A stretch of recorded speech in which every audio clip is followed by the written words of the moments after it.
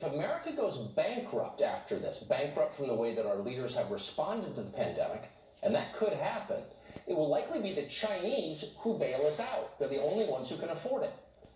All of this is real, and it's horrifying, and most of us are just waking up to it now. So the question is, how did it happen? How did the world's richest democracy become dependent upon a hostile foreign dictatorship? Well, there are a lot of reasons for that. There always are. It's complicated, but there's one main reason. Our leadership class here in the United States allowed this to happen. Sometimes they did it in secret. They got rich from doing it.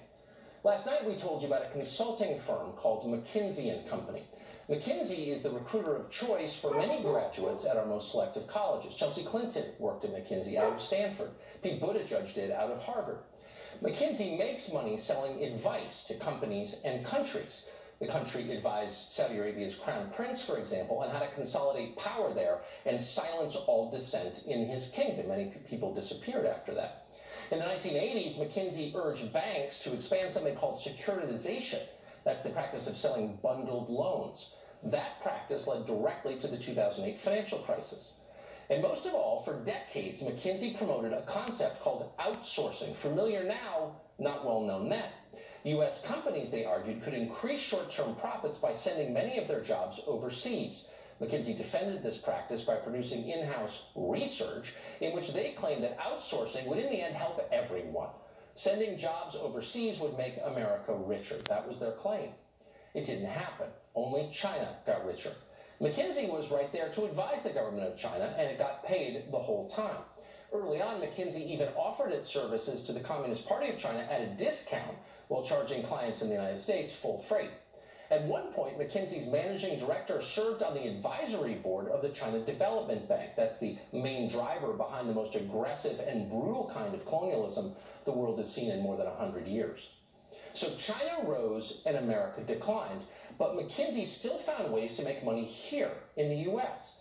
In 2013, the company advised Purdue Pharma on how they could, quote, supercharge sales of their addictive opioid painkiller, OxyContin. McKinsey urged Purdue to use mail orders to bypass pharmacists who were trying to keep addicts from getting narcotics. McKinsey consultants advised Purdue on how to, quote, counter the emotional messages from mothers with teenagers that overdosed on opioids.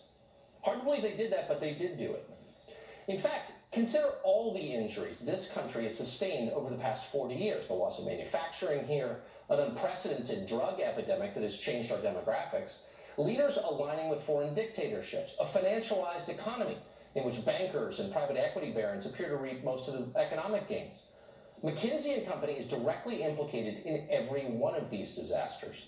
The company's ties to the Chinese government are especially shocking. Last night, to illustrate them, we introduced you to a longtime partner at McKinsey called Peter Walker. Management in McKinsey are eager to fawn over the Chinese government, one of the most repressive regimes in the world. In an interview with China's government news service, for example, McKinsey's senior partner Peter Walker came off like a smitten teenager, all aflutter. Quote, what I discovered in China was the people were happy.